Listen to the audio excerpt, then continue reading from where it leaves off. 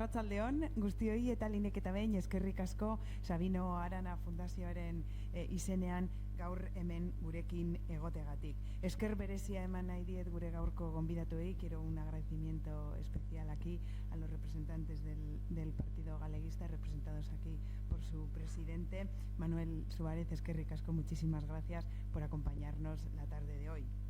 Baitere eskerrik asko Iñaki Anasagastiri, Castelaos Vascos liburuaren egilea eta gaur ekitaldi honetan egoteagatik baita ere. Es para mí y para la fundación que presido un honor recibir en nuestra casa a nuestros amigos, a Jan Leira, productor y guionista del documental que vamos a ver a continuación. Daniel Alfonso Rodríguez Castelao es el hombre paradigmático del siglo XX en Galicia. Castelao siempre mantuvo una estrecha relación con todo el arco político y el pueblo vasco.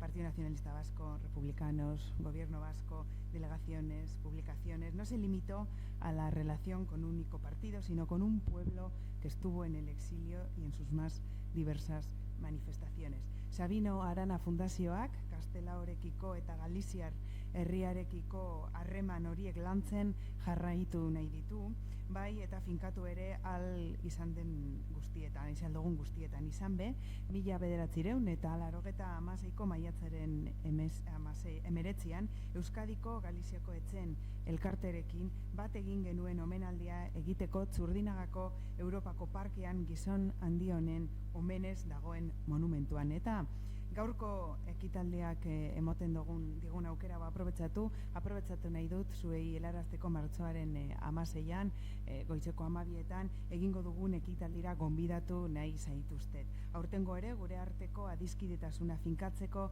eta lantzeko elkarretaratzea izango da. Una muestra manifiesta de la relación entre los gallegos, gallegas y vascos y vascas en momentos difíciles, que es cuando verdaderamente en realidad se demuestra la lealtad, es la correspondencia que intercambiaron Castelao y el Lehendakari Aguirre, testimonio de la entrañable amistad que les unía a ambos. En una de ellas, Castelao escribía: con Guernica por bandera y contigo de abanderado, resurgirá la patria vasca de tan profundas entrañas. La fuerza de que disponemos los galleguistas, el prestigio de que gozamos, todo te lo ofreceremos para el triunfo de nuestras ansias comunes.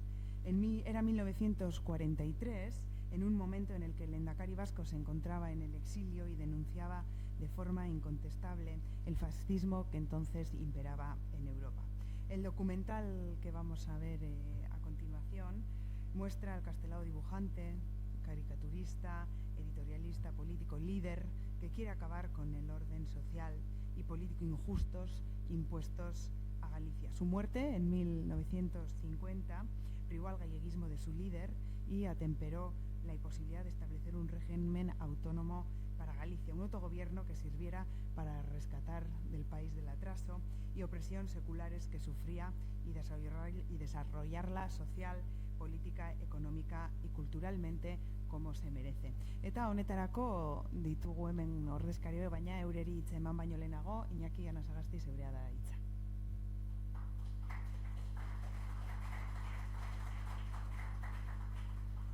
Eskerrik asko Mireia, presidenta de la Fundación Sabino Arana, y eskerrik asko miembros de la dirección del Partido Galleguista, viejo partido, viejo amigo y gentes que están muy cerca de lo que siempre políticamente hemos hecho en el exilio. Yo llego a este mundo porque don Manuel Irujo, una figura clave en todo esto, me da una carpeta. Y una carpeta llena de documentación y de cartas.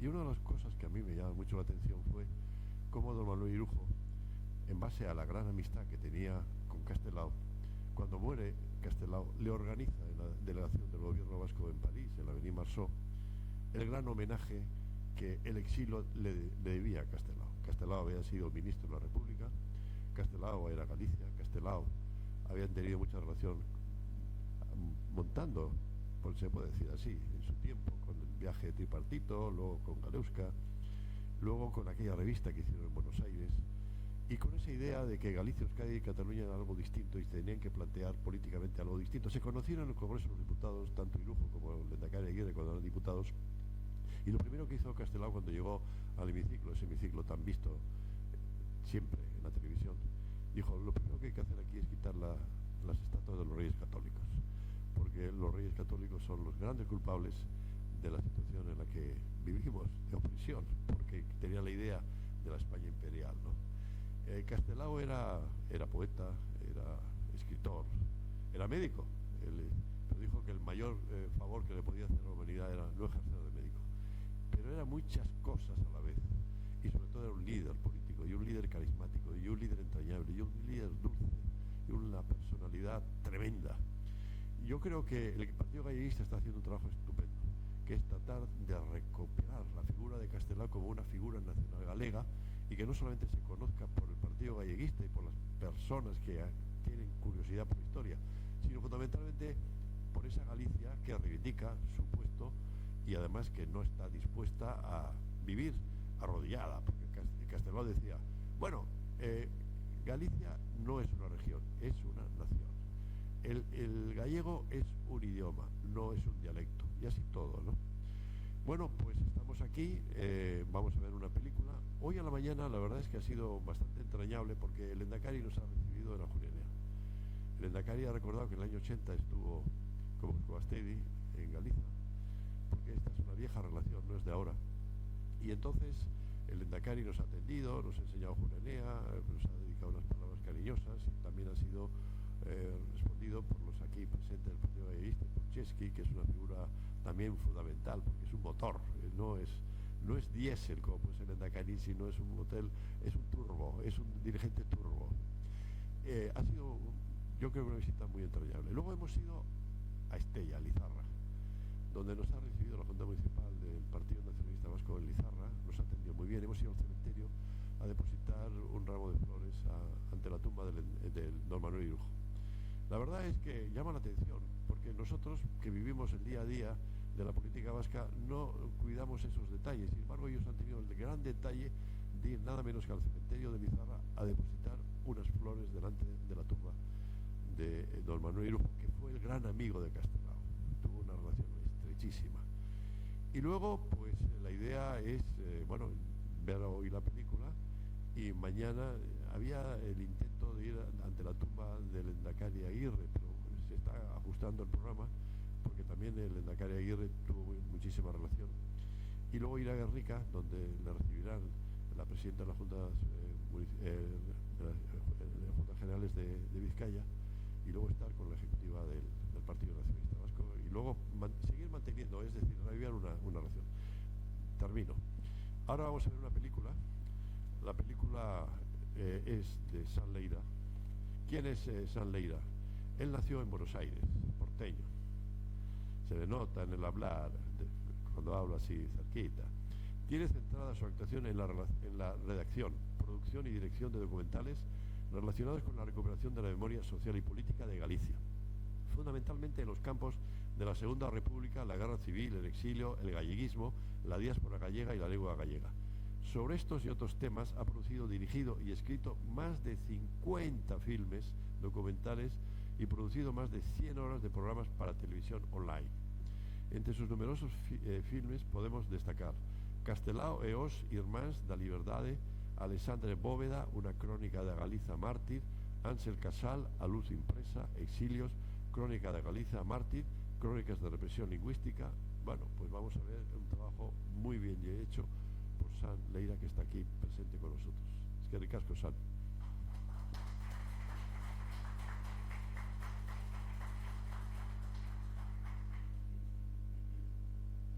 Carricasco Iñaki, Carricasco,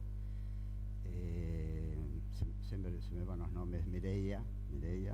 Boas tardes, boas noites, muchas gracias a todas a todos por estar aquí. Siempre me pasa que cuando presento una película y cuando es en un ámbito institucional como es este, muchas veces las personas que se encargan de presentar a uno develan gran parte de los contenidos de la película o de la personalidad del director, pero siempre hay muchas cosas por decir, y por eso me dedico a hacer cine y a prestarle la voz a aquellas personas que considero que por la represión que vivimos en Galicia, por el exilio protagonizado por miles y miles de galegos y galegas, como es el caso de mi propia familia, no han tenido voz en la historia contemporánea o la historia avasallada por el franquismo durante tantas décadas. El sentido de esta película es honrar en la figura de Daniel Castelao, a quien yo defino como nuestro Nelson Mandela, nuestro Mahatma Gandhi, esa personalidad que de una u otra forma reúne la esencia y el vigor y lo mejor de un pueblo en la búsqueda de la superación, en la búsqueda de la transformación social, política de un pueblo, de una nación, la defensa de sus derechos, y como Castelao, por eso es el título de Castelao y los hermanos de la libertad. Es una película coral, es una película a la que yo he ido en la búsqueda de personas que han conocido a Castelao, para que sean ellos, como fuentes primarias en la reconstrucción histórica, quienes desde sus vivencias que muchas veces están cargadas de subjetividades, pero las subjetividades sabemos que tienen una fuerza histórica muy importante, porque eso tiene que ver con nuestros sentimientos, con nuestros pensamientos, y que son los que nutren nuestro accionar diario y son los que mantienen viva nuestra memoria, la subjetividad, la emocionalidad. La importancia de Castelao es muy importante, tan importante es que una persona, un venezolano que vivió en Venezuela y que un día descubre la biografía de una persona, como es el caso de Iñaki Anasagasti, se pone a escribir en su momento, si el sempre en Galicia, os galeguistas llamamos a Biblia do nacionalismo, Iñaki Anasagasti en el año 84, ¿sí? En el año 84 publica de una u otra forma un libro que fue sostén histórico, bibliográfico, político para el nacionalismo de aquellos años. Yo, por aquellos años, todavía vivía en Buenos Aires, aunque andaba a caballo de Buenos Aires y Vigo, pero todavía estaba radicado allí. Para mí fue verdaderamente un descubrimiento su libro, y luego tuvimos el placer, el honor de poder editar y traducir al galego este libro, lo cual fue una satisfacción y fue también de una u otra forma una de las iniciativas que desarrollamos desde los compañeros que conformamos el Partido Galeguista. En todo caso, daros las gracias por estar aquí. Creo que la película es suficientemente rica e interesante desde mi punto de vista para que el público que desconoce esta particularidad de nuestra historia se pueda acercar un poco a ella y pueda fundamentalmente sentir ese sustrato emocional que hay en la película. Evidentemente el sustrato emocional yo pienso que es una de las herramientas revolucionarias más extraordinarias que tenemos los seres humanos, y por lo tanto esta película descansa en la emocionalidad de los galeguistas que tanto en Galicia como en la migración y en el exilio soñaban con una Galicia mejor. Creo que la última escena de la película, que es un texto escrito por Castelao, nos va a llevar a reflexionar también la vigencia del pensamiento castellaniano en los contextos actuales en los que vivimos. Nada más. Carricasco.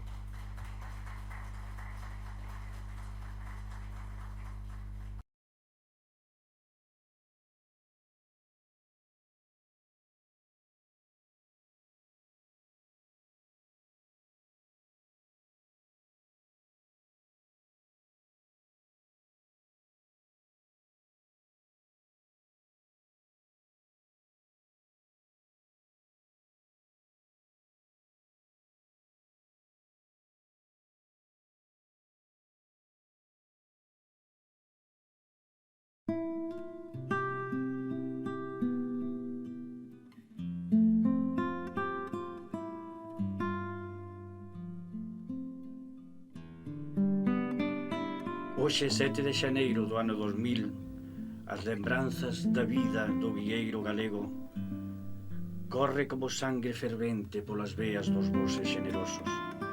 A 50 anos do seu pasamento, Castelao está hoxe máis vixente que nunca, porque ele foi un punto de referencia vital pos vellos galeguistas, no eido social, no eido da cultura, no eido da arte, no eido da política, como tamén é hoxe un símbolo para os galegos. Del xurdía un carisma especial de bondade, de paixón, de humildade e dun esforzo tremendo ao traballo. Tal vez por eso foi arroupado polas xentes máis humildes, labregos, mariñeiros e sobre todo por nós os emigrantes, a quen eles chamaba meus irmáns, meus amigos. Un home que traballou toda a vida por Galicia, dende moi novo ata peto da súa morte. Pedironlle unha vez unha homenaxe a Santa María que fixera un pergameo, que dibuxara un pargameo, e el dixo: os meus ollos non me guían, as miñas mans non me axudan. Aquel lápiz misturín, aquel home entrega total, aquel abogado dos emigrantes, morría no centro galego de Bos Aires. Pero decir morrer é un pasamento, é un sentimento tamén. Alá na terra hoxe recordaránse con verbas axeitadas a vida e a obra de Castelao. E nos aquí, nas Américas, en estas terras a que tanto quixo, vámolo a sentir co corazón na man, porque para nós Castelao non morreu nin morrerá xamais.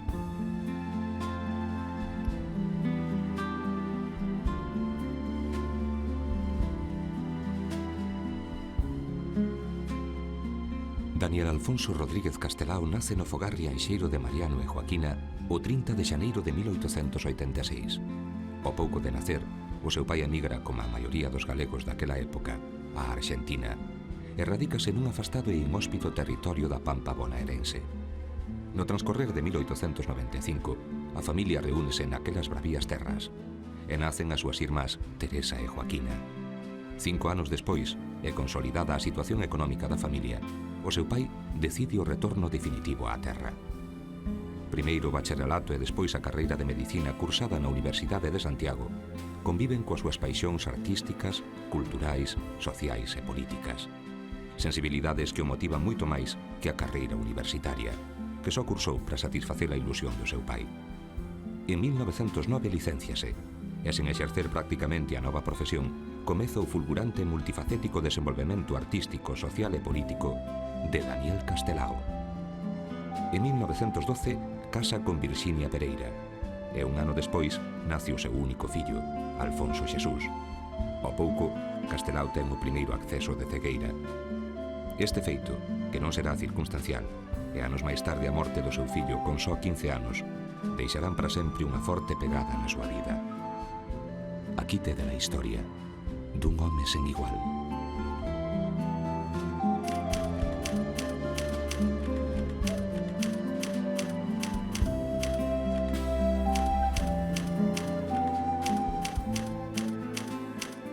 Quero iniciar esta tarefa cunha profesión de fe.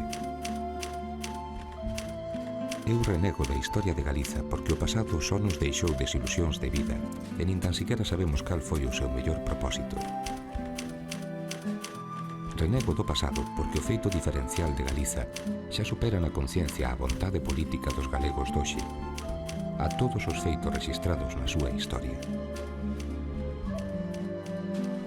Galiza é unha nacionalidade, e por isto propóñome demostrar que Galiza é unha unidade nacional perfecta que ten dereito a dispor dos seus destinos.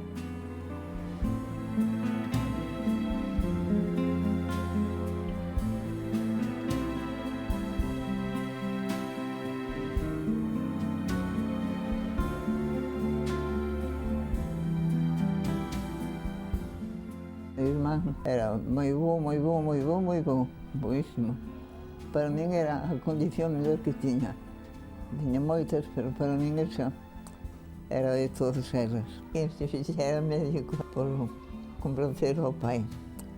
Pero que deixar a medicina por amor á humanidade, como ten dito a minha irmã, que non hai nadie malo que non tenha algo, nin algo tan bo que non tenha algo malo. De cando fomos a Argentina non podo contar nada, porque eu non vin alá. E cando viñamos para aquí, era unha meniña pequeniña, estaba no colo de miña nai, pas unha muñequiña pequena, non? Así que daquilo non me acordo nada. Cando chegamos a Bos Aires, o primeiro que intentei foi buscar as entidades que tiñan un concepto político do noso país. E ali atopei a Pondal. Como eu levaba un bagaxe xa de galeguidade, vinculeime a ese grupo que foi o máis selecto e o máis puro que deu non solamente a diáspora, sino en todo Galicia. Cando se cometía algunha cousa que non agradaba na colectividade en contra dos galegos, todas as voces dos galegos, máis ou menos activos, era que dirá a Fouce. E todos estaban esperando de que aparecera a Fouce para ver que dicía. A miña formación nacionalista, coido eu que naceu co mestre de aquí da escola, entonces debeu ser os 7 ou 8 anos. O mestre era un tal Xosé Taibo, parente de Victoriano Taibo, un famoso galeguista. Como mestre non podía expor as súas ideas na escola e facer campaña nacionalista, pero arranxábase para nos ir levando de cara ao nacionalismo sin comprometerse. Chegou ás miñas maus a revista A Fouce de Bos Aires, non sei que me trouxo, e impresionoume o que viña ali escrito, e entonces eu abrín os ollos aí de cara ao nacionalismo. Definitivamente, coa lectura da Fouce, eu fíxeme nacionalista.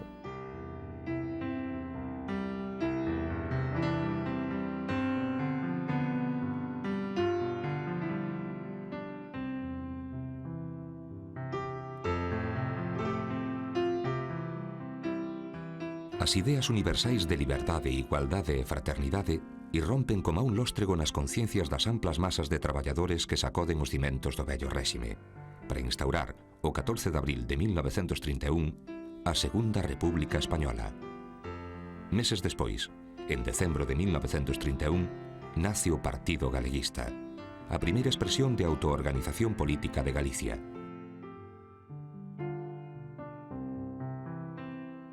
Fixemos entonces un grupo que era un grupo escolar ao servizo da República e proclamei a República 4 horas antes que en Madrid, no ano 31, o 14 de abril. Isto veu a policía por aí, mandou quitar a bandeira, estábamos aconchavados co conserje, que era un home de madrileño, Diego Taces, un vello republicano, que me deu a miña bandeira, volvemos a colocala, hasta que por fin xa non a puderon quitar porque veu a noticia de que se proclamara en Madrid. Aquela época constituía unha gran esperanza, non? Unha república constituía unha gran esperanza, porque verdadeiramente se salía desa España catastrófica do 98 e a república supoñía algo regenerativo, unha ilusión con todas as institucións que se habían creado en Galicia mesmo o Seminario de Estudios Galegos. Eu tiña 8 anos cando foi implantada a República e vivina e lembro-a como se estuviera vivindo hoxe, exactamente igual. Entón, todos os acontecimentos que ocurriron en todos esos anos, que foron anos realmente de moitas conflitos e, sobre todo, de moita esperanza, de moitos impulsos, de que a xente reviviu. O Bienio Negro é unha das páxinas máis escuras da Segunda República. E, dende logo, é unha das máis graves tamén para o galeguismo, ou polo menos para o Partido Galeguista.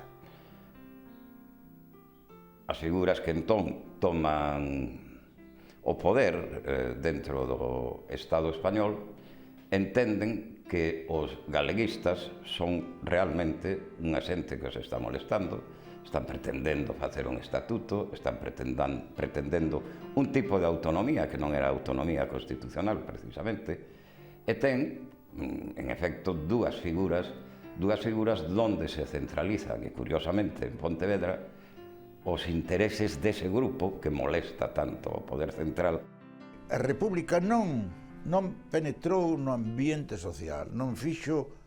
Había unha posición decimonónica de anticlericalismo cando se debía ir ás reformas sociais e económicas fundamentais no país.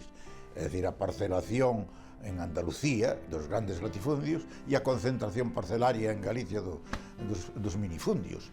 De maneira, toda esta política non se chegou a realizar. En cambio, no orden da cultura e no orden do ensino producíronse notorios avances. Foi unha época extraordinaria e prometedora a que a República ofreceu.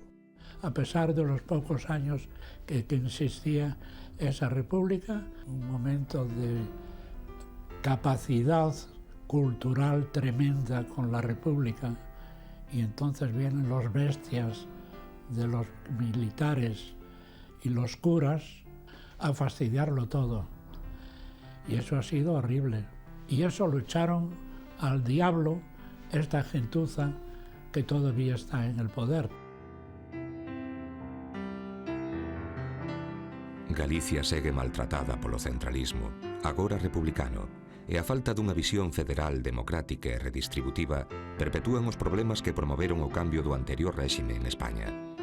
O Partido Galeguista, atento aos desexos de cambio do pobo galego, maioritariamente labrego e mariñeiro, loita en todos os currunchos do país e na diáspora por converter a Galicia nunha célula de universalidade, de antiimperialismo, de federalismo internacional e pacifismo, como di o propio preámbulo do Estatuto de Constitución do Partido Galeguista.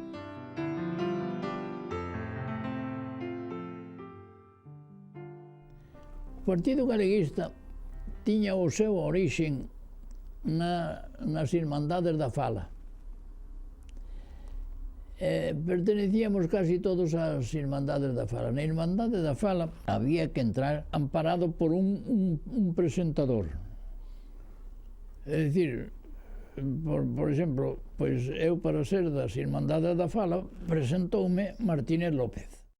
Unha cousa interesante que había que decir en relación co galeguismo, e isto é que o galeguismo ten dúas corrientes de orixen, que unha procede do campo, digamos, da tradición, outro procede do campo do republicanismo federal, casi do anarquismo, un pouco federal, pero o galeguismo que fixo destas xentes foi que se deslastraran, abandonaran a, digamos, a retórica ideolóxica deses orígenes, desas procedencias, para transmutala no que era o contacto co país.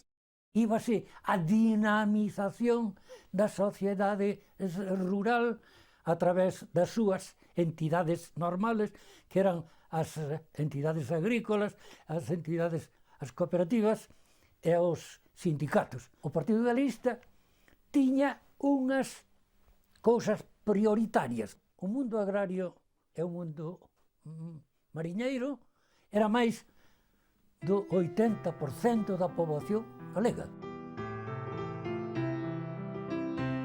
Daniel Castelao e Alexandre Bóveda acaparan o respecto, o recoñecemento e a responsabilidade de converter o Partido Galeguista na grande ferramenta política ao servicio de Galicia, na súa loita contra o caciquismo e a dependencia. A Castelao xo considerábamos como un santón naquel tempo, e a Bóveda como unha maquiniña de facer prosélitos, unha maquiniña maravillosa que se levaba con toda a xente de esquerdas, igual co Benino de Maceda, que era comunista, que con calquer outro el o que quería era nacionalismo, e o que, bueno, naquele tempo falábase de galeguismo, el o que quería era galeguismo, e dígoxe, era unha maquiniña de facer proselitismo, para iso pintábase solo, non? Os discursos de de Bóveda eran apaixoados, e a xente entendía moi ben, e o que oía a Bóveda unha vez quería volver a oír, saía convencido. Bóveda era o home que impulsaba a actividade do Partido Galeguista, o home que impulsaba o plebiscito do Estatuto que se remataba de aprobar, home que verdadeiramente era capaz de traballar e ser entendido pola xente, era un home que viña do pobo, traballaba para o pobo, era honesto, era un traballador puro, era un home duro cando non se cumplían as instruccións que emanaban das tomas de decisións do propio partido. Aí no instituto estaba Castelao, profesor de dibuixo, Osorio Tafal, don Vivioro Osorio Tafal, profesor de ciencias naturales. Y era un tipo, bueno, nos estábamos por las izquierdas en ese momento con la República, porque viñamos de toda esa época de curas, de familias de curas y leña de curas, y eso é unha libertade que tiñamos, ¿no? Unha libertad grande. Había don Secundino Vilanova, que era un nazi tremendo. Na clase de matemáticas de don Secundino Vilanova nombraba a Alemania 40 veces, aquí Alemania, Alemania nazi daquela época. Había o profesor Miguel, que era falangista, Botella, que tamén eran de falange. Así, conosos eran Castelao e Osorio Tafal. E había don José de Filgueira Valverde, que era un hombre neutral, así, de centro, digamos. Pero guiamos por Castelao porque no Faro de Vigo todos os días aparecía en primeira página Cousa da vida por Castelao. E os rapaces era o primeiro que víamos, Cousa da vida por Castelao. Estábamos hechos a cousas que víamos por Castelao. Prohibíanos sempre falar galego, Castelao impulsaba o falar gallego. Entón estábamos moi de acordo con ele. Además, era o guieiro que lle chamábamos a Castelao. A última vez que vimos, recordo que deran un meeting en Villa García e mamá que nunca nos deixaba salir da casa, que tiña moito medo. Dixíamos, ide, para que dar un abrazo a vos, irmán. Parecía que xa da presentía que era a última vez que o víamos, non? O pobo galego albisca no triunfo das candidaturas de esquerda a materialización dos seus anhelos, secularmente postergados. O 28 de febreiro de 1936 triunfa a Fronte Popular e Castelao adquire novamente a súa acta de deputado.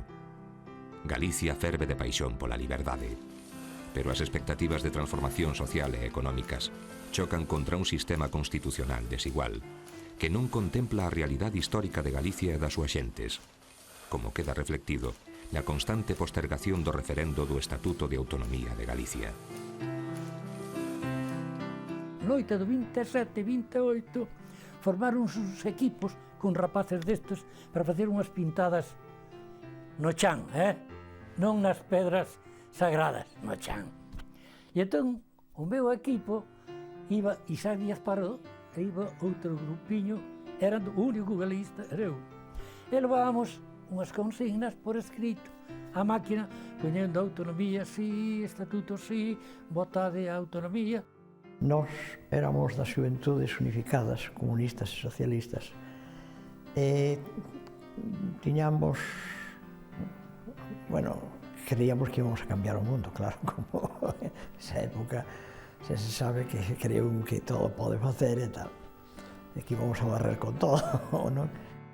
Ali, o Isaac fixo xa unha obra de arte, pintou ali un círculo, unha estrela e de 5 puntas ca bandeira galega, e por Galicia votade sí o estatuto. Os comunistas traballamos moito máis que os mesmos galeguistas polo estatuto.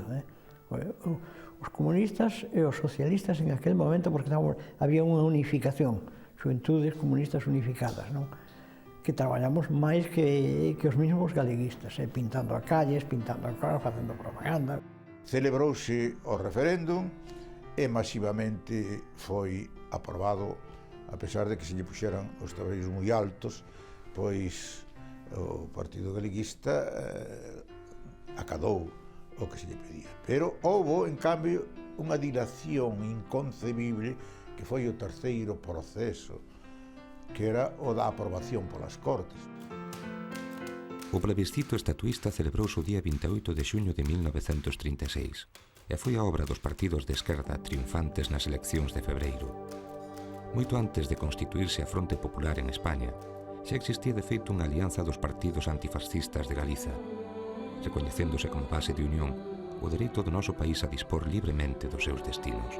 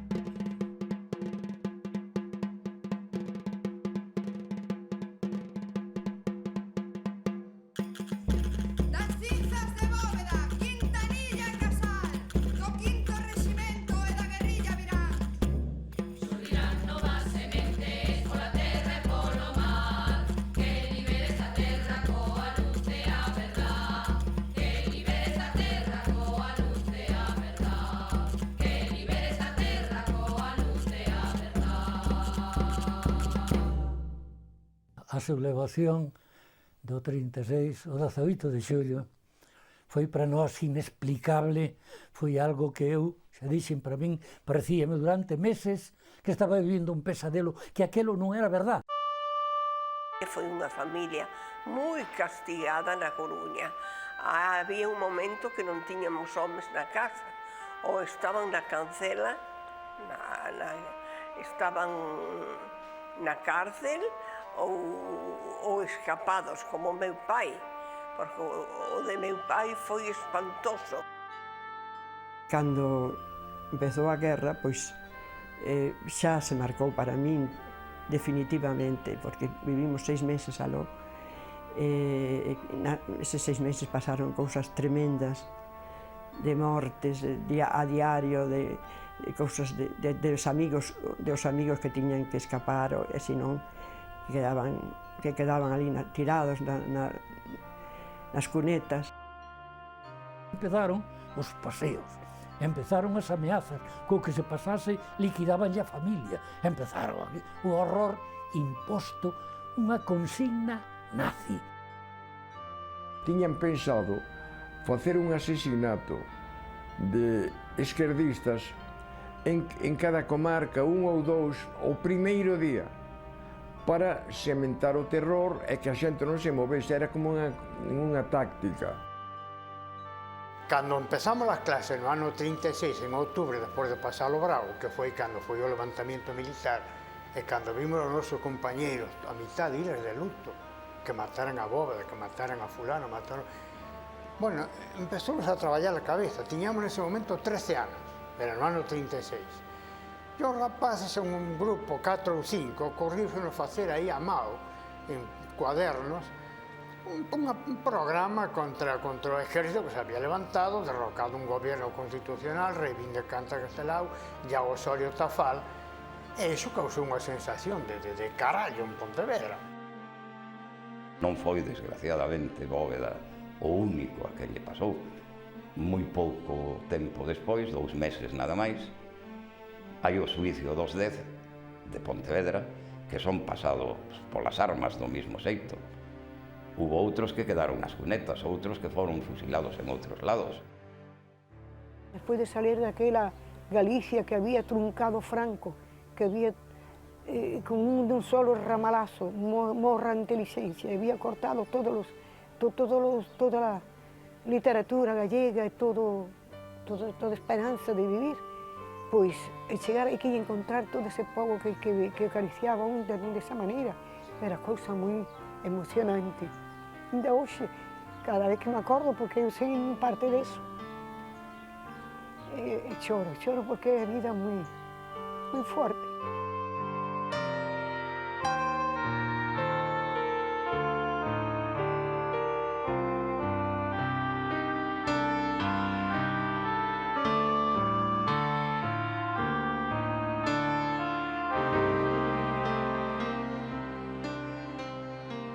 ...1936, 37, 38... A resistencia á barbarie fascista continúa no interior de Galicia. Fora, noutras frontes de combate, os galegos empuñan as armas para recuperar a democracia e as liberdades republicanas.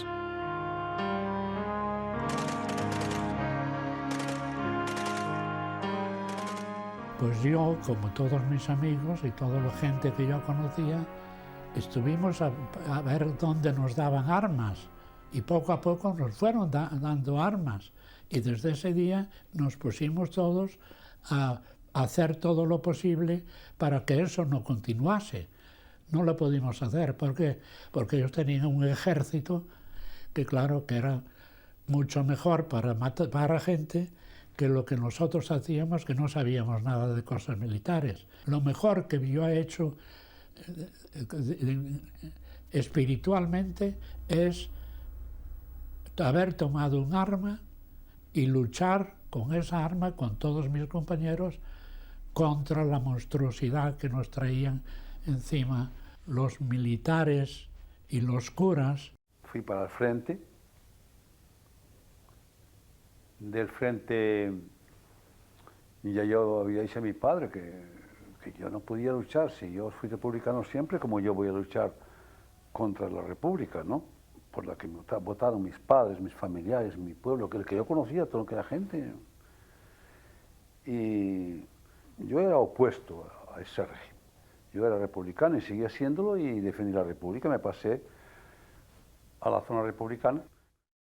Salín precisamente mobilizado no batallón Félix Barzana da UGT, pero era un dos batallóns de sindicatos que mobilizaba, que organizaba o 5º Reximento.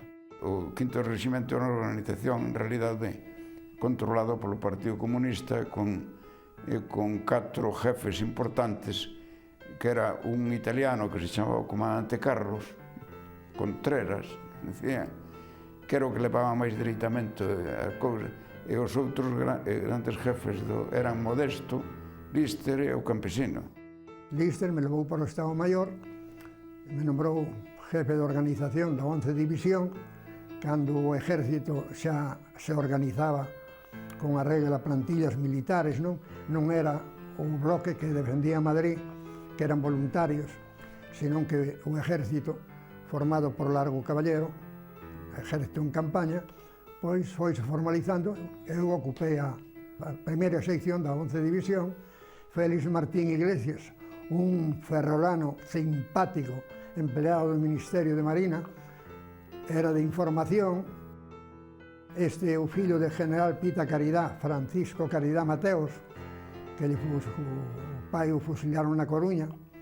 Pois, servicios, quere decir que o Estado Maior, incluído o comisario, era galego, que era Santiago Álvarez. Porque foi un presidente ou secretario xeral do que se chamou Solidariedade Galega Antifeixista.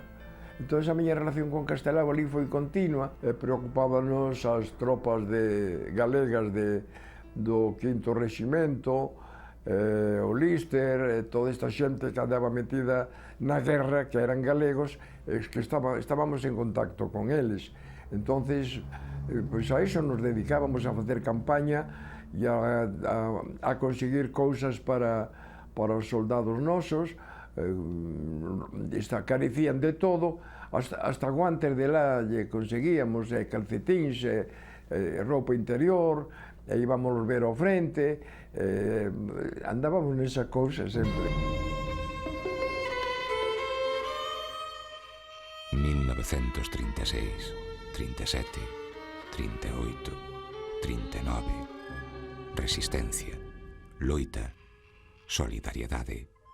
A Guerra Civil Española é a guerra dos povos do mundo enteiro contra o fascismo internacional. A indiferencia dos gobernos democráticos perante a causa do povo español abre as portas á Segunda Guerra Mundial.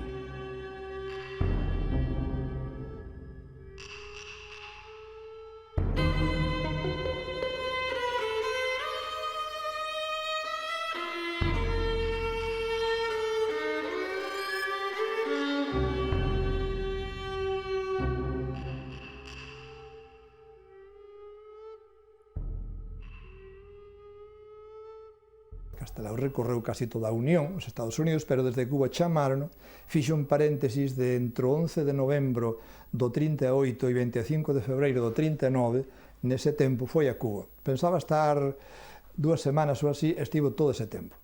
Ao chegar ele aquí, non o vimos, nin pudo, porque foise para lá, para Santiago de Cuba, estuvo viaxando largo tempo por todo o Oriente, chegou hasta Guantánamo, a todas as provincias, unha por unha, e case como os 10 días ou algo así, non recordo ben, e chegou a Habana. Cando chegou a Habana, púsose un gran acto de máis de 30.000 persoas que eran na Polar. Chegamos cedo ao lugar, pero xa estaba aberto o teatro Iriondo, que ainda existe. Meus países sentámonos nas primeiras filas, non? Porque fomos así os primeiros en chegar. Abriron o telón e entraron Luis Soto, e detrás de Luis, así naquele escenario, había un señor que puxera unha cousa, que era un caballete, claro, pero para mí era unha cousa. E el tiña lápices na man esquerda, e iba collendo, e digo, eu non vía nin a cara del, nin o que estaba facendo. Sabía que estaba aí con lápices, unhos lápices amarillos, non? Pero non sabía nada máis. E entón, cando xa se pide axuda, non? Pois, como estábamos así nas primeiras filas, papá deume unha moneda de 25 centavos e díxome, entrégalle ao señor. Eu fun alá arriba e entón, ao estar arriba, xa vin a cara do home e vin que estaba dibuixando, o sea que era un dibuixo que había ali, non? A presencia de Castelao en Cuba foi moi importante, porque era moi importante a solidaridade coa República que había en Cuba. Non só dos galegos, non só dos españois, sino dos cubanos. Todos los días que estuvo en Cuba tuvo algún acto, una entrevista, y es posible que si ustedes vieran la prensa de esos días, se darían cuenta de hasta qué punto fue trascendente su estancia en Cuba. Yo recuerdo que se publicaron artículos sobre él y también caricaturas de él. Tuve la oportunidad de hablar con él en varias ocasiones, pero fue de cosas de momento. Pero me recuerdo que estaba muy satisfecho de todo el calor que encontró en Cuba. Hai que decir que se temos en conta a poboación de Cuba, as brigadas internacionais tiñan fundamentalmente cubanas. Aí había, como é sabido, mexicanos, franceses, soviéticos, checos, de moitísimos países. En relación coa súa poboación, as brigadas internacionales, o maior número de xente que tiña aí, de efectivos, eran cubanos. Unha vez foron un grupo de diputados españoles á Unión Soviética, cando él era diputado, estaba en Madrid, e foi un grupo de diputados á Unión Soviética, pero foi un grupo de diputados europeos. Recibiunos o presidente Kalinin. Decíame que era xente moi boa, moi sentimental, que nos mítins, por exemplo, nos mítins que facían pola República aí, choraban a lágrima viva, non? Daban chamán cunha cousa, que daban chamán cunha gran calidez. A solidaridade argentina foi moi grande. Hasta os fillos de italianos estaban con nós. O povo argentino deu todo o que podía. E emocionouse con nosos triunfos e entristeceuse tamén coa derrota. Os mundos oficiais da Argentina, de toda a América Latina, exceptuando México, favorecían a Franco.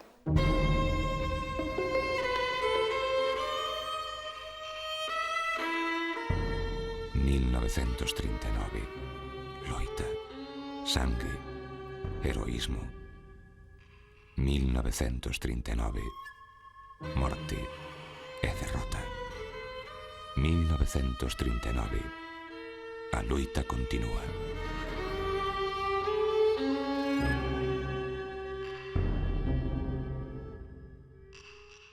Madrid non caeu hasta a última hora.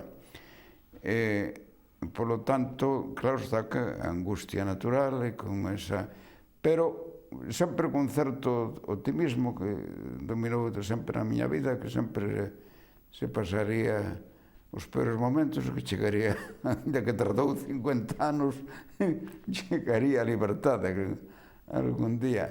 Entón, afrontamos todo aquilo que, ao mellor, co espírito sin... e con certa sorte tamén, porque o natural é que se me hubieran collido en outro momento, moitas veces dependía do momento en que me era collido, por exemplo, prisionero durante a guerra, non era o mesmo que terminar a guerra en que había 1 millón de homes. Un momento dado estuvemos 1 millón de homes detidos. Fui o último afiliado ao PSOE durante a guerra. Precisamente dicíalle porque a perdíamos. Porque cando todo o mundo estaba desbandada, eu quixen afilarme. Entonces, recordo que o secretario general do PSOE naquele momento en Madrid, que era Enrique de Francisco, enterouse por aguado que eso e quixo firmar a miña ficha de ingreso. Nosotros, ao chegar a México, levábamos a seguridad que a guerra mundial estaba encima. E que era un compás de espera para incorporarse ao combate. Porque, como Lister interpretou, a Guerra de España foi a primeira batalla perdida da Guerra Mundial. E chegamos ali, entre 28 e 33.000 que chegamos nos primeiros instantes a México, todos en edad de militar no ejército, todos estábamos convencidos que a Guerra Mundial estaba encima e que viñamos e os nosos jefes militares se iban a xuntar con nosotros outra vez para vir sobre España.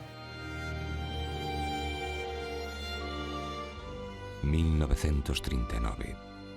Morte, derrota, exilio. 1939. Cárcere, resistencia, reorganización. 1939. Está la Segunda Guerra Mundial.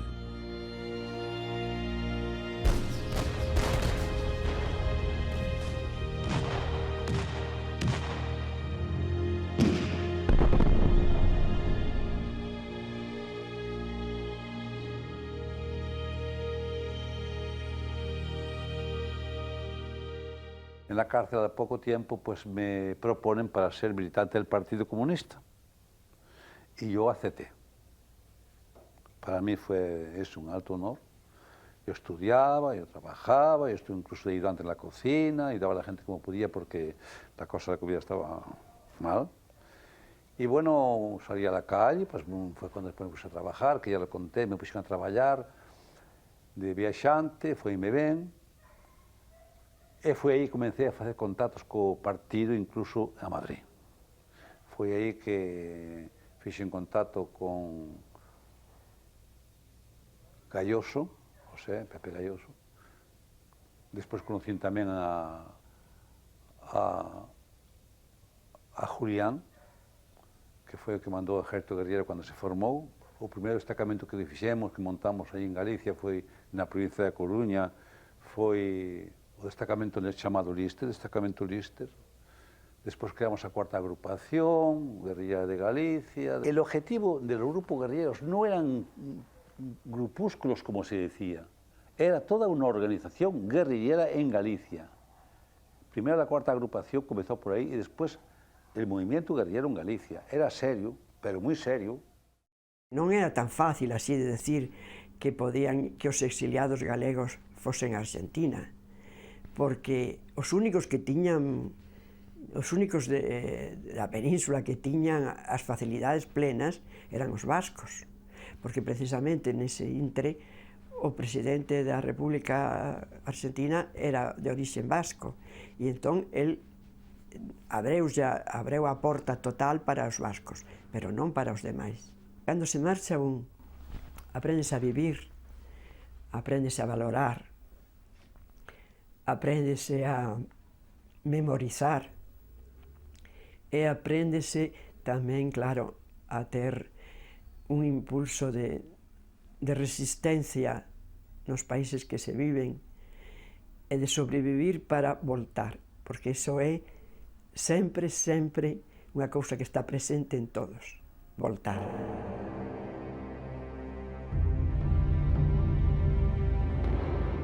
Voltar.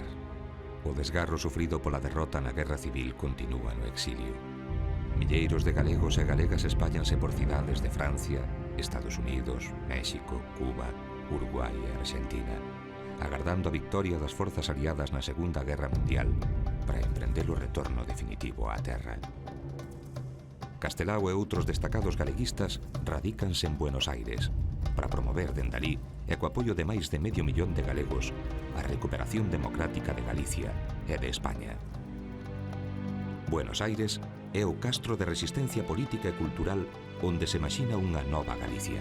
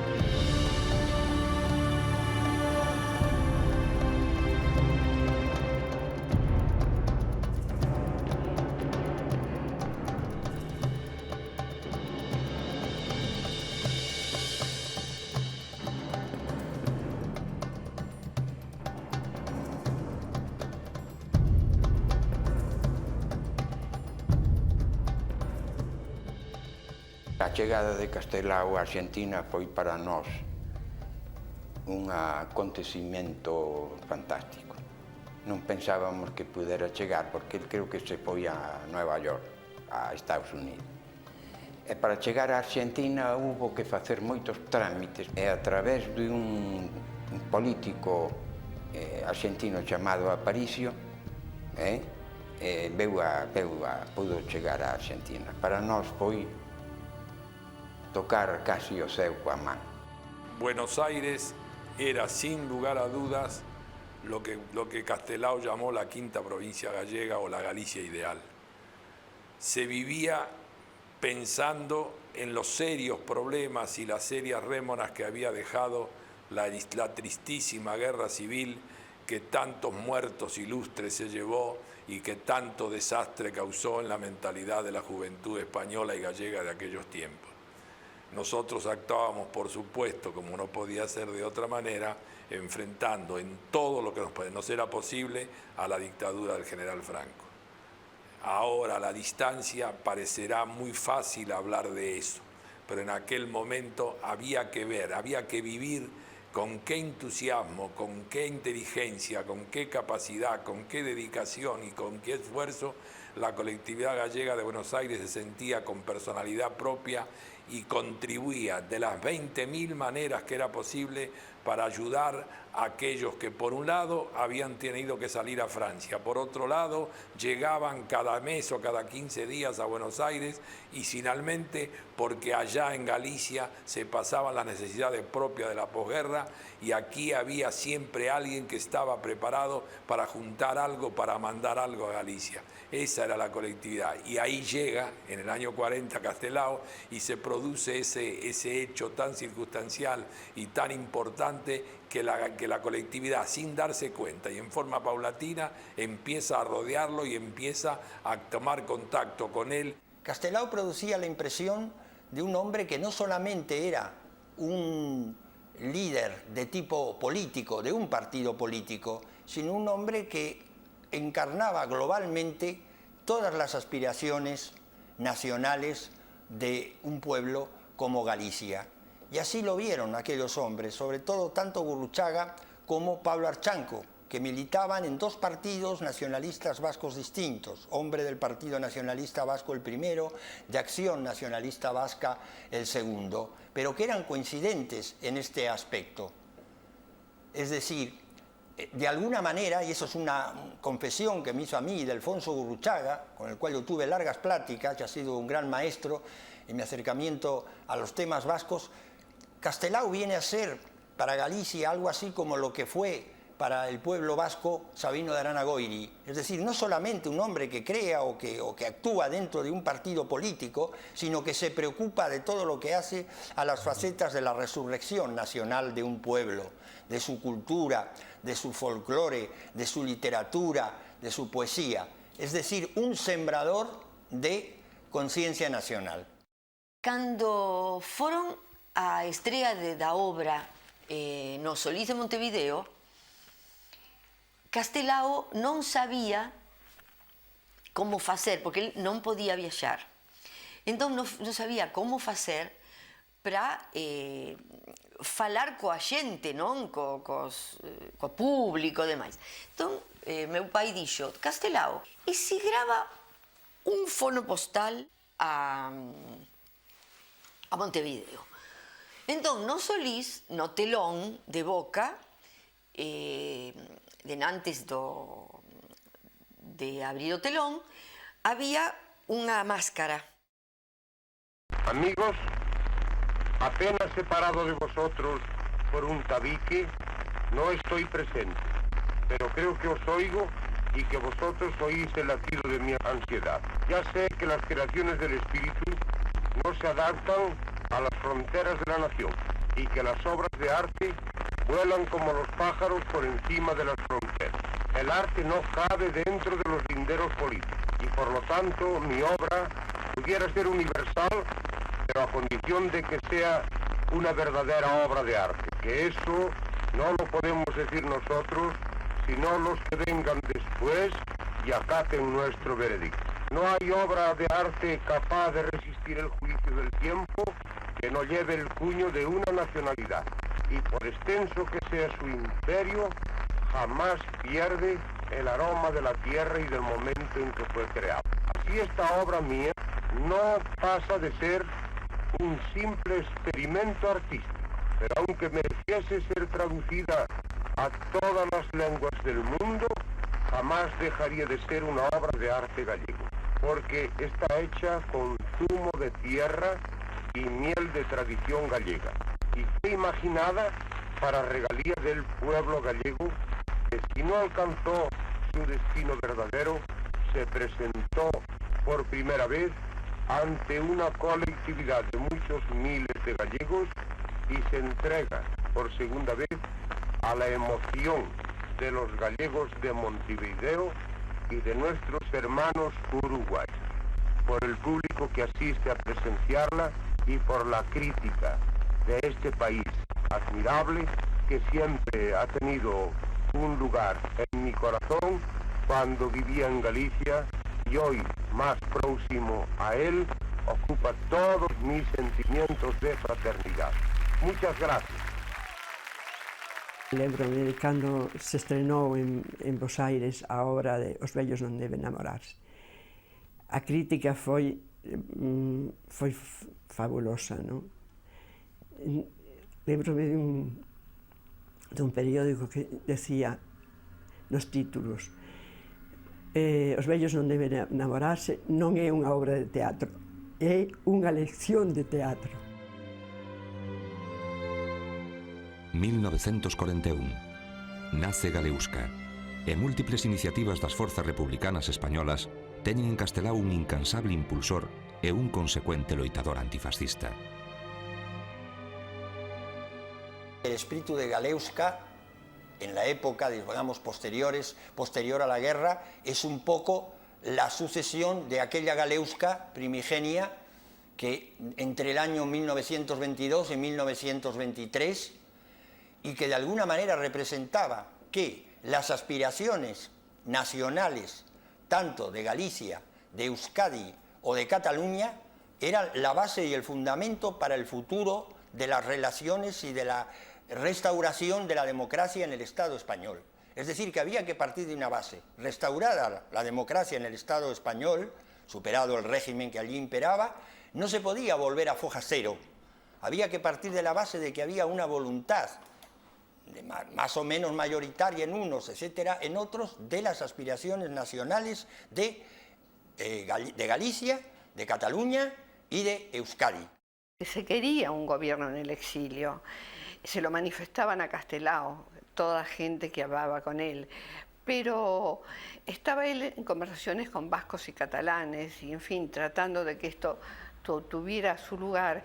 Y en la comida famosa que se le hizo en el Príncipe George, cuando publicó Siempre en Galicia, pues ahí la gente, eran 2000 personas en pie, diciendo Castelao presidente, gobierno en el exilio.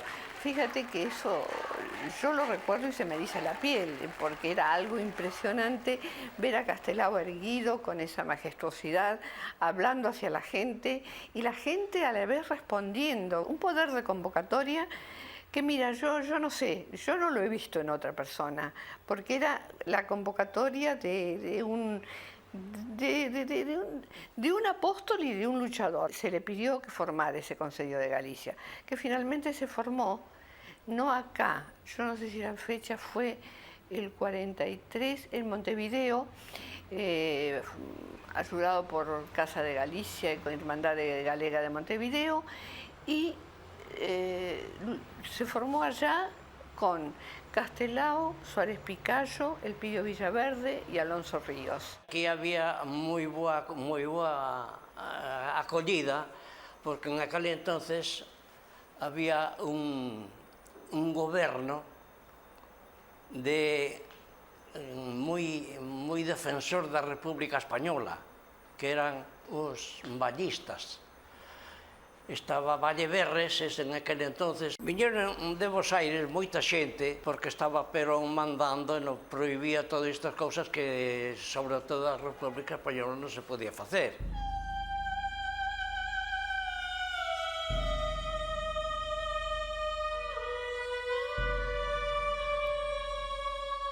1945. Remata a Segunda Guerra Mundial. Franco cae. Sí, non, sí, non. A emigración e o exilio soñan cunha Galicia e unha España liberada e democrática tras a rendición do eixo fascista. As forzas políticas republicanas prepáranse para restablecer a orde constitucional e democrática, interrompida polo golpe de Estado fascista de 1936. Daniel Castelao é designado ministro sen carteira no goberno Giral. 1945, 46, 47. As democracias occidentais traizoan unha vez máis aos demócratas españois.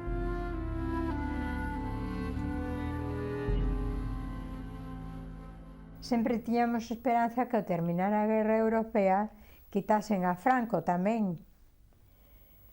Entón todos facían pensando en eso, na nosa volta a Galicia, na nosa volta e facer de novo todo o que se pensaba antes de que viñera a guerra. Facíase todo, sempre que había algún acto republicano, ali facían un acto republicano. Todo o que fora de izquierdas estaban metidos en todo, facíase todo. Ás veces tiñan que ter cuidado porque as autoridades argentinas perseguíanos tamén, porque estaban facendo, claro, unha loita que era de izquierdas, non? E o goberno argentino naquel momento parece que é unha ditadura. Tiñamos unha esperanza que reunidos catro grandes en Rusia nos últimos instantes da Guerra Mundial, os jefes de Estado das catro grandes potencias manifestaron que non quedaría un reduto de fascismo, falangismo no mundo. E, sin embargo, o deixaron vivo en España. Comezou a actividade en relación cos outros partidos. Piñeiro foi representando a resistencia interior a París.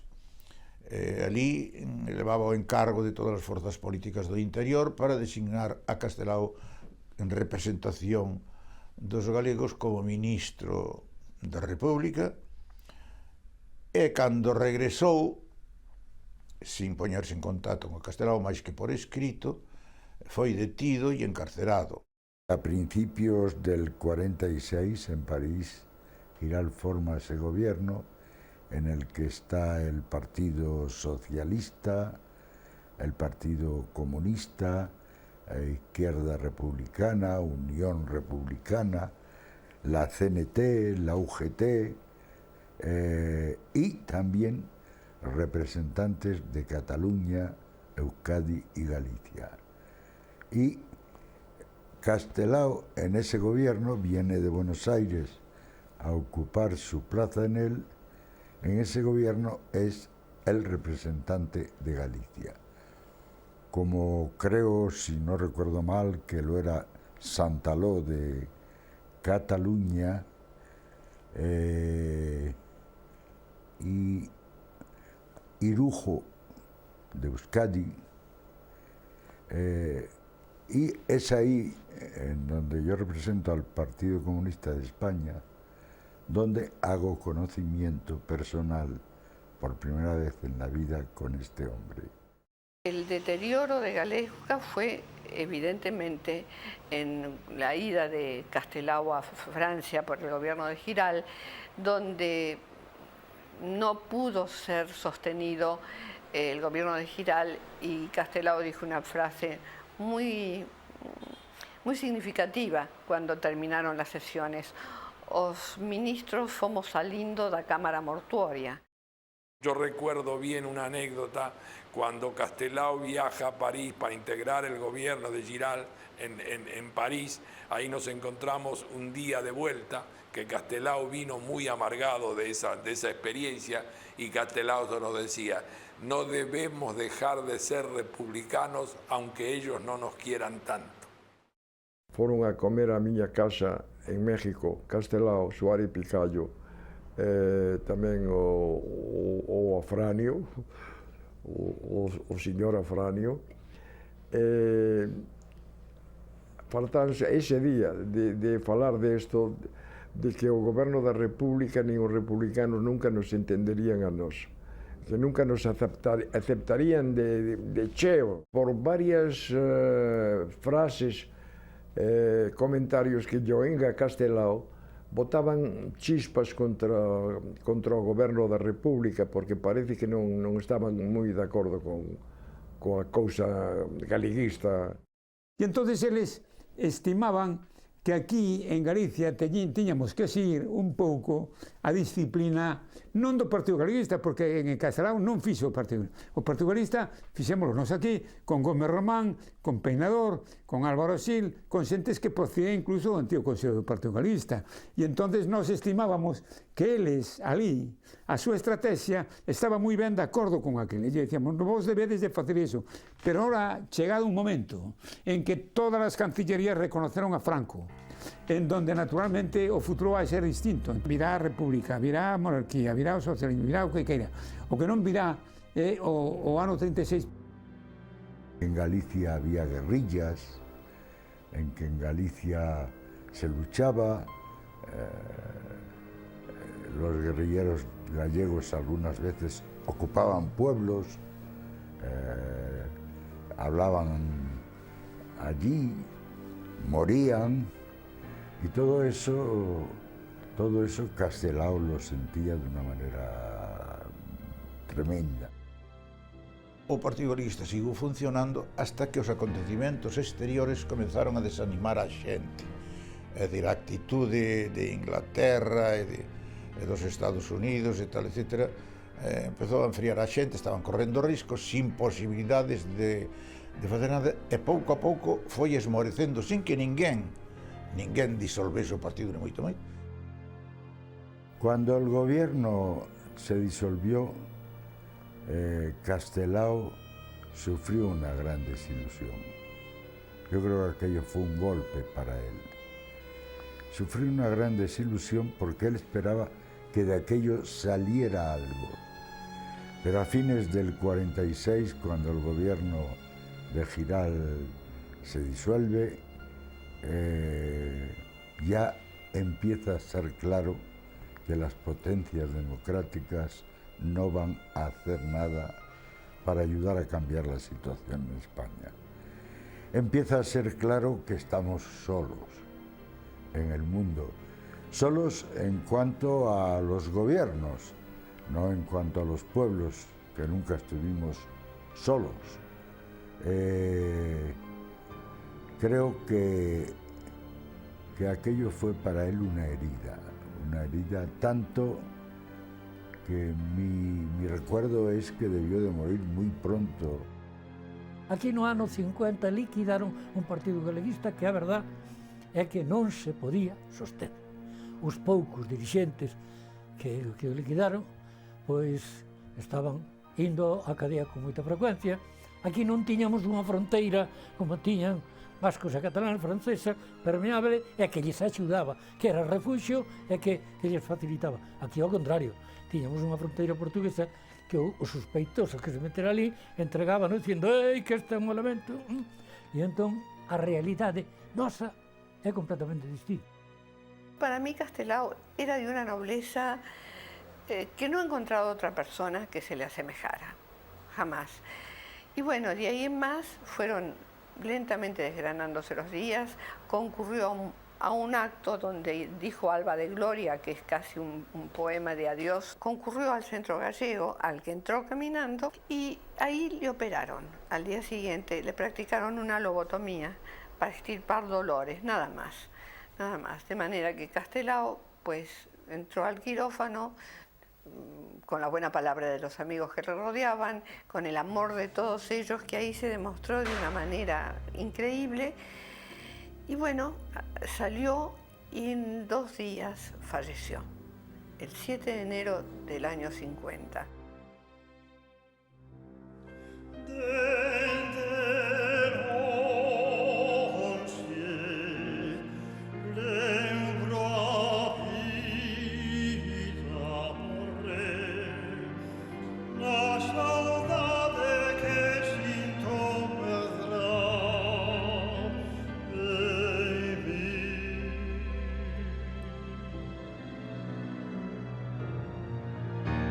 Se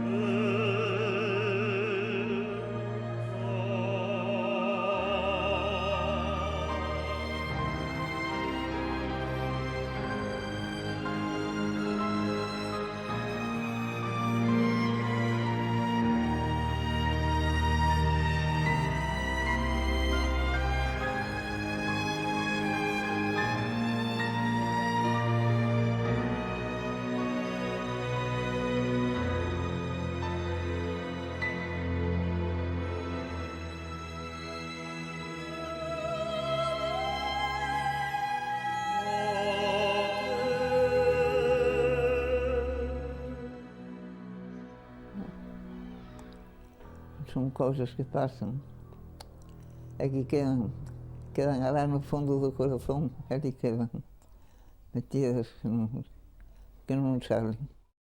Foi dada inmediatamente a noticia en canto se recibeu o número do sábado, non se podía poñer en primeira plana, que non se podía pasar de tantas líneas, tantas cosas, non falar nada da cosa política, pero a noite eu creo que non respetou nada deso, seguiu falándose despois, posteriormente, constantemente de Castelao.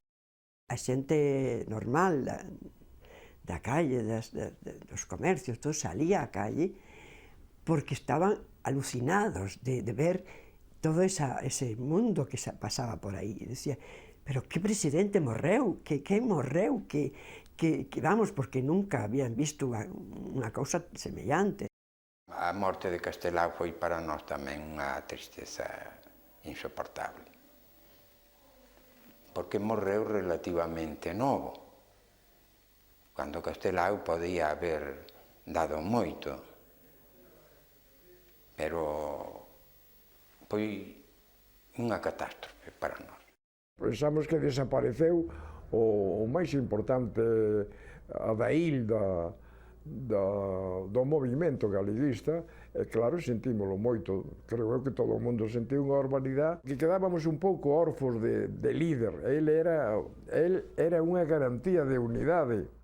Ele deixara unha obra feita, que era espléndida, sempre en Galicia, chamamos daquela a Biblia do galismo. Entón, a morte dunha gran figura, pero que ao mesmo tempo deixa unha obra que sirve de fundamento claro para todo o noso traballo, incluso no orden político.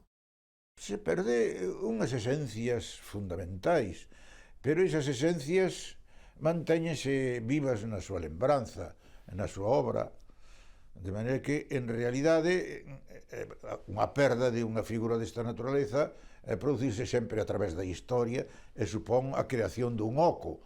Ese oco hai que ir cubrindo do xeito que se pode, e, sobre todo, cos seus ensinos, coas súas ideas e co seu xeito de actuar. Recuerdo su figura, era un hombre alto, delgado, con un aire, puede decirse, de hombre que ha sufrido mucho,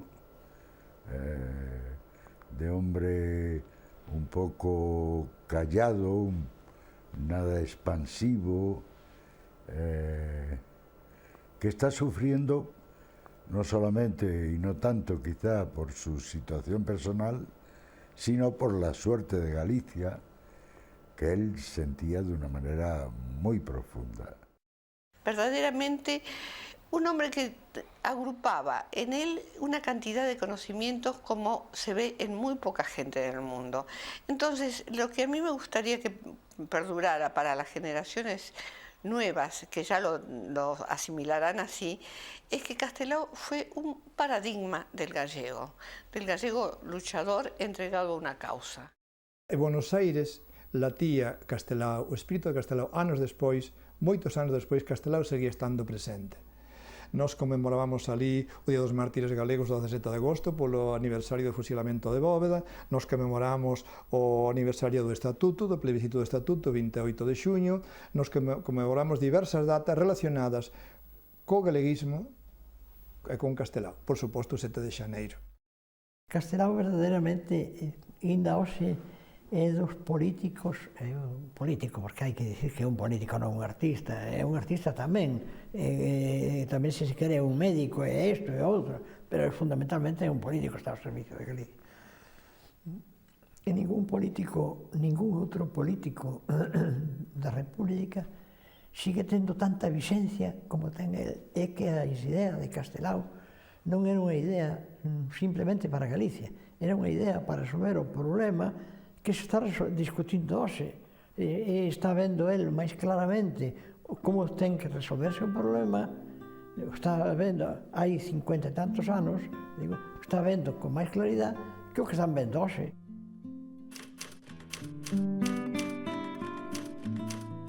Pedimos que a nosa terra sexa nosa, porque somos fillos dela, porque ninguén máis pode gobernala, porque ninguén máis pode cumprir a súa misión histórica, porque levamos o seu nome polo mundo adiante, porque queremos cumprir o postrimeiro mandato dos nosos irmáns, os que deron a vida pola liberdade.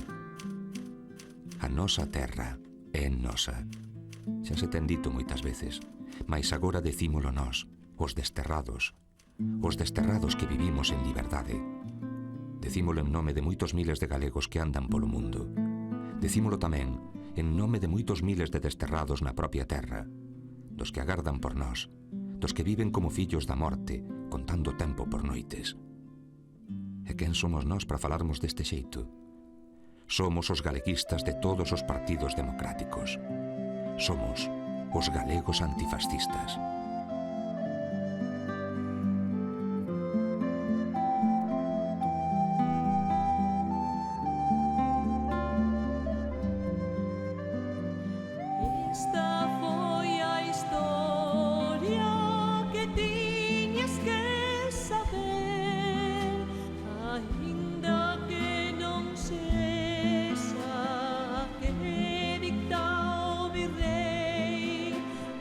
Escrito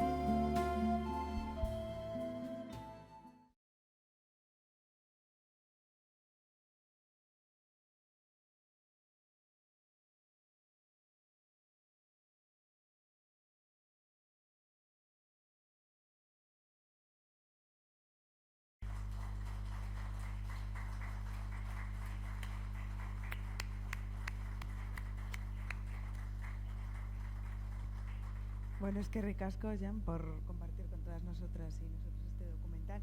Y ahora tenemos la oportunidad de una manera un poco más informal aquí fuera de poder hablar con él o preguntar todo lo que queramos antes de marcharnos. Es que ricasco, guztioi etortzeagatik.